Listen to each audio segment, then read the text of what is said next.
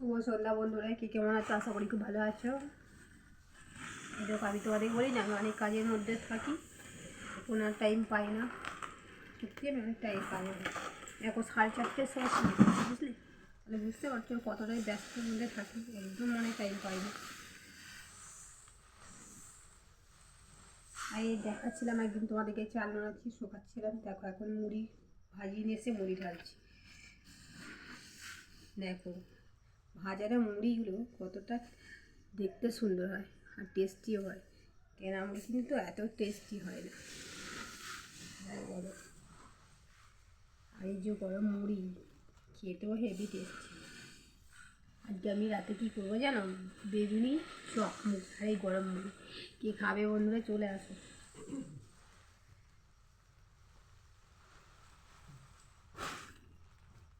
দেখো বস্তা থেকে করে ঢালছি জারগুলোর মধ্যে। দাঁড়া, বস্তাগুলো ঢালতে পারছি না, একটা বাটি লাগবে।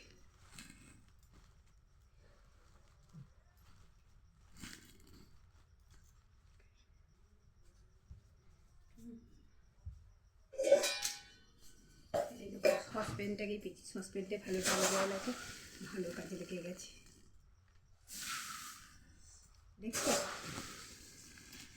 তোমরা আমার ভিডিওগুলো দেখো তো? দেখো আপু, আমি তো ভাইরাল হতে পারছি না, তা তোমরা আমার ভিডিওটা একটু দেখো, তাহলেও একটু ভালো লাগবে।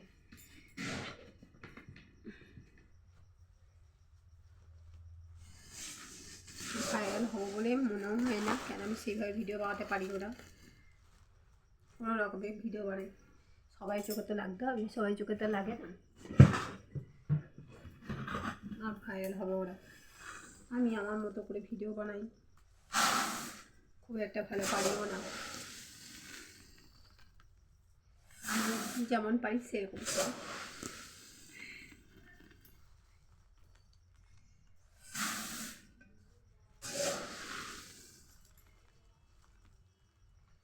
আমি কাজের মধ্যে ব্যস্ততা থাকি, তাহলে কি আর ভালো ভিডিও বানাবো? বুঝতে পারছি,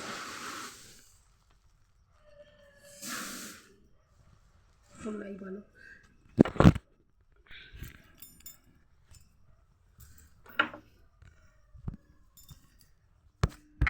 তোমাদেরকে বলছি যে তোমরা আমার ভিডিওগুলো প্লিজ দেখো, আর একটু পাশে থেকো, কেননা আমি দেখতে অত সুন্দর নেই যে লোকে আমাকে দেখে চয়েস করে দেখতে আসবে ভিডিওগুলো, সেটাও আসবে না। আর আমি এত ভালো ভিডিও বানাতেও পারি না, বুঝলে, বানাতেও পারি না। আর জিন্দগিতে ভাইরাল হবো বলে মনে হয় না। এটা খুব সারাদিনের পর 4:30 স্নান করি, চুল এখনো ভিজে, আর ডাইরেক্ট শুকানো চুলটাকে শুকাবো সব কাজের পর, কেননা শীত করছে তো, তাই চুলটা ভিজে। তাই চুল দেখে দাঁড়া মুড়িগুলোকে ভরে দিই, সব কাজ করে নিই।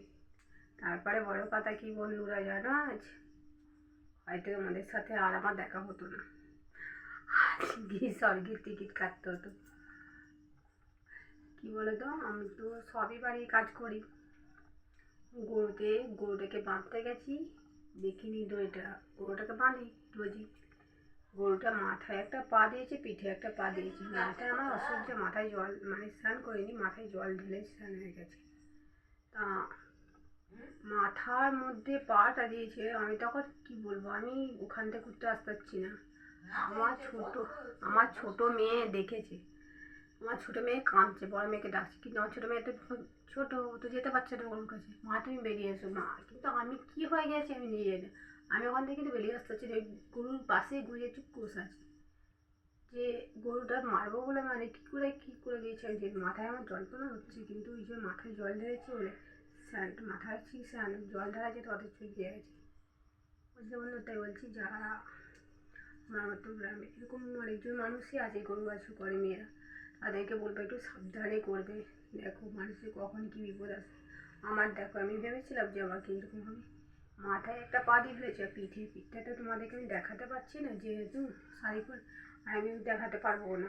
এই জায়গাটা ঠিক পাটা দিয়ে দিয়েছিল, পাটা এখানটা একটা দিয়েছে, আর মাথার এখানে, আমার মাথাটা যন্ত্রণা হচ্ছে এগুলো। তো এই বন্ধু তোমরা যারা আমার মতো মেয়েরা বাড়িতে গরু বাছুর করে, তারা একটু সাবধানে করবে, কারণ কখন কি মানুষ বিপদ আসে বলা যায় না, জানো তো। বন্ধুরা সবাই খুব ভালো থেকো, সুস্থ থেকো। আর আমাদের তো ভগবান সারা জীবন আমার কপালে লিখেছে যে কষ্টটাই লিখেছে, সুখটা লেখে দিই। সারা জীবন আমি কাজ করতেই ব্যস্ত, মানে 10 বছর বয়স যখন তখন থেকে সংসার ধরেছি। আর মা তো নেই, আগে থেকেই বলেছি আমার মা ছিলেন। 10 বছর বয়স থেকে আজ সত্যি কথা বলতে 30 বছর বয়সে পড়ে গেল। আমি 30টি বছর এইভাবে চালাচ্ছি, 20 বছর এইভাবে কষ্ট করেছি। জীবনে ভগবান আমার সুখ লেগে নেই, বুঝলে, দুঃখ লেগেছে। আর কত কাজ করবো আর বুঝতে পারি না। ছোটো থেকে 10 বছর থেকে কীভাবেই আমি কাজ করি, কত কষ্ট করে আমি পড়াশোনা করেছি জানো। না বললে স্যার বললে বুঝতে পারবে না। বাড়িতে সব ঘরে কাজ করতাম, অন্য জায়গায় টিউশন যেতাম, পড়তে যেতাম, অনেক কষ্ট করে আমি আমার মাধ্যমিক পর্যন্ত পড়েছি, অনেক কষ্ট করে।